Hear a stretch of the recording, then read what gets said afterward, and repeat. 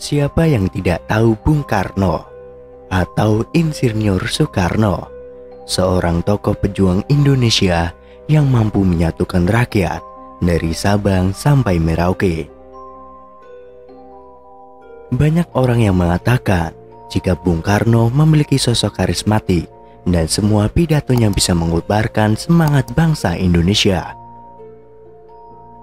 Ternyata menurut praktisi spiritual, Bung Karno memiliki kesaktian yang luar biasa, sehingga segala tindak tanduknya sangat disegani oleh lawan bahkan kawan. Bahkan banyak spiritual yang mempercayai ajian Bung Karno masih ada hingga sekarang ini.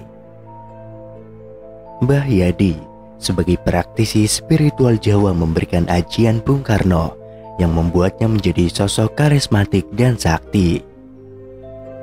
Dalam tradisi Jawa, memiliki ajian atau kesaktian sudah menjadi hal yang wajib yang harus dimiliki oleh sosok raja. Jadi tak heran jika Bung Karno dianggap punya kesaktian yang luar biasa selain ilmu diplomasi dan pemerintahannya. Salah satu ajian yang dimiliki oleh Soekarno adalah ajian Bolo Sewu. Ajian Bolo Sewu merupakan ilmu yang membuat orang seakan-akan menjadi banyak atau 1000. Jadi, di saat kondisi terpuruk, penjahat yang akan menyakiti seakan-akan sudah berhasil membunuh orang itu. Padahal, dengan ajian ini yang terbunuh hanyalah bayangannya. Ajian ini terbukti dimiliki Soekarno ketika musuhnya melakukan percobaan pembunuhan. Menurut cerita yang beredar, setiap kali Bung Karno akan ditembak, maka dia bisa berubah menjadi 5 orang. Sehingga dari ke-7 percobaan pembunuhan kepada Bung Karno, tidak ada satupun yang bisa membuatnya terluka sedikit pun. Hal ini dibuktikan saat beliau akan dibunuh oleh para musuh pada zaman dulu, sebanyak 7 kali misi pembunuhan Soekarno. Namun, misi tersebut semuanya gagal karena Soekarno berhasil lolos. Bahkan ada cerita bahwa saat Soekarno akan ditembak, beliau menjadikan dirinya menjadi 5 tubuh yang sama. Inilah ilmu yang disebut Bolo Sewu. Ilmu ini bahkan bisa menjadikan Soekarno menjadi 5 orang atau lebih. Soekarno pun beberapa kali lolos dari upaya pembunuhan. Salah satunya adalah percobaan pembunuhan yang terjadi saat sholat Idul Adha pada 14 Mei 1962.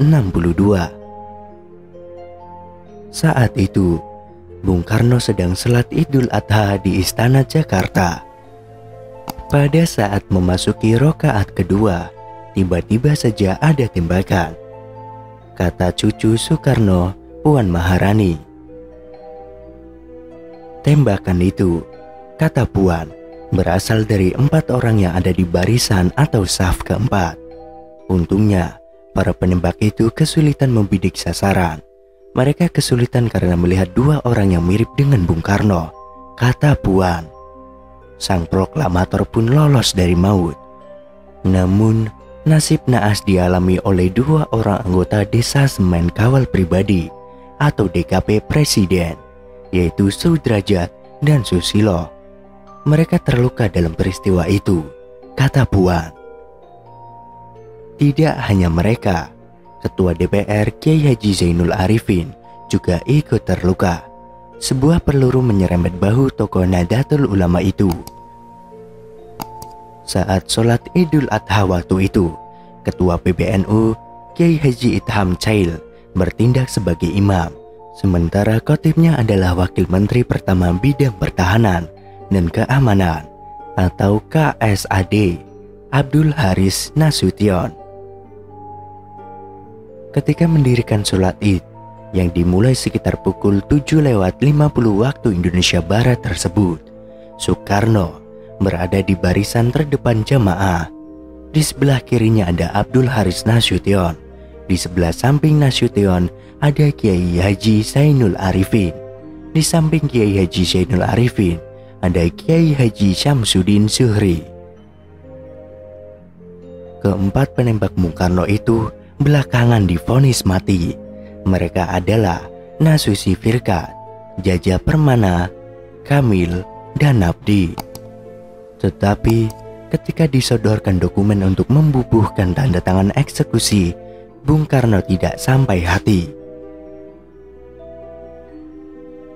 Sekar Maji Marijan Kartosuwiryo yang merupakan pemimpin pemberontakan Darul Islam Tentara Islam Indonesia atau DITII, pada awalnya adalah sahabat Presiden pertama Insinyur Soekarno. Sejak 1918, mereka bekerja bahu-membahu bersama Cokro Aminoto demi kejayaan tanah air. Pada tahun 1920-an, di Bandung, mereka tinggal bersama, makan bersama, dan bermimpi bersama-sama. Akan tetapi, ketika Bung Karno bergerak dengan landasan kebangsaan, namun Kartosuwiryo berjuang atas dasar agama. Perbedaan ini menimbulkan perpecahan di antara keduanya, bahkan muncul benih-benih permusuhan.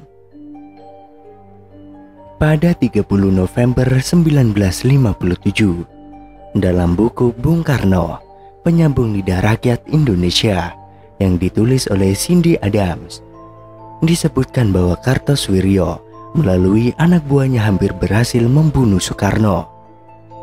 Saat itu, Bung Karno sedang berjalan keluar di Cikini, Jakarta, tempat kedua anaknya bersekolah, yaitu Guntur Soekarno Putra dan Megawati Soekarno Putri. Malam itu berlangsung keramaian, ada hiasan balon, potongan kertas warna-warni, musik, nyanyian, lelang, dan pertunjukan singkat.